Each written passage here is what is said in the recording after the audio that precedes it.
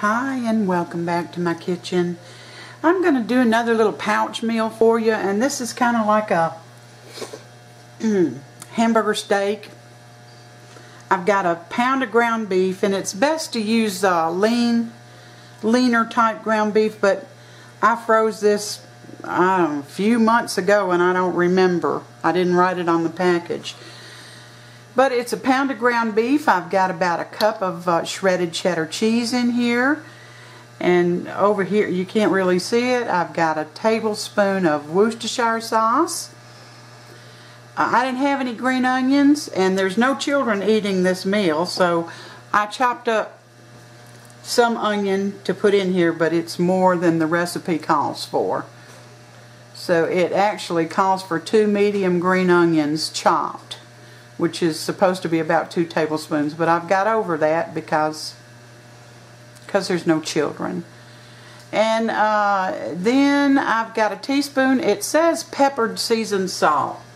Well, I used this, more spice, Tony's more spice seasoning, because that's more what I wanted. And I'm going to put a little bit of pepper in here. Not a whole lot, because you know that more spice seasoning is good. And it probably doesn't need, you know, a whole lot more seasoning.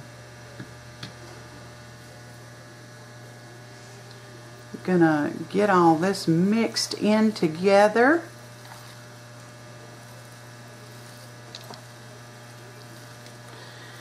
And I measured the Worcestershire and the seasoned salt. I did not measure the cheese or the onions. I just kind of eyeballed all of that. And I'm going to mix it all together. I want to get everything, you know, evenly combined. I don't want a clump of salt somewhere and a bunch of Worcestershire somewhere else. I want it all even within this meat. And these are going to be 1/4 pounders. So we're doing four of them.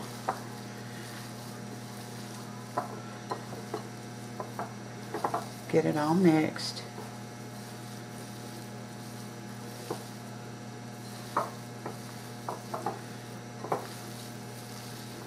Alright, let's see how I'm going to do this.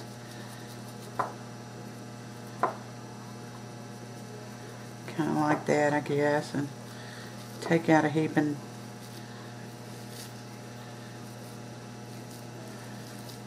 handful of it and just press it down into a patty.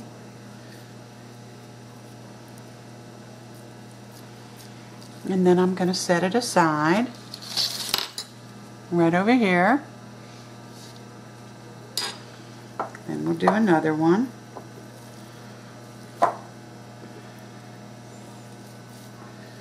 And they'll all be about even when I get done.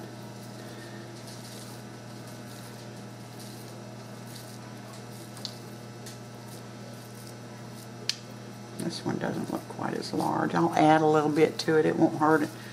Won't hurt a thing. But you want nice sized patties. After all, I mean, if you do it for the 4th or just do it during the summer, you want somebody to have enough, you know. Here's our 3rd one.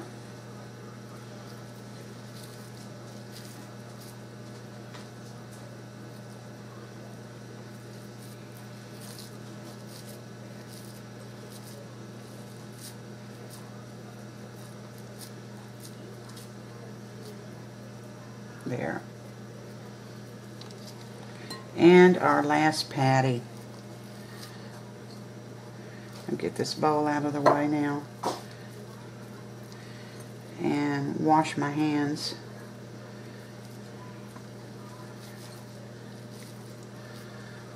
This one's really small, so I stole one from one of the others. It doesn't matter. I don't want to say it's really small. It's smaller than the other ones though. I thought I had them divided up pretty good, but there we go.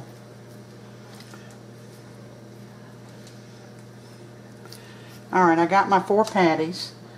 I'm going to move this bowl out of the way and give my hands a quick rinse.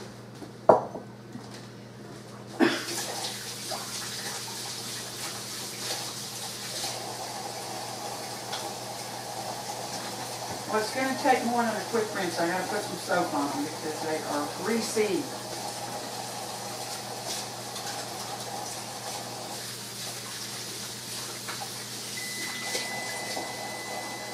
There goes my oven. It's preheated now to 425. You know, the directions for this actually has no instructions if you want to put it on in your oven.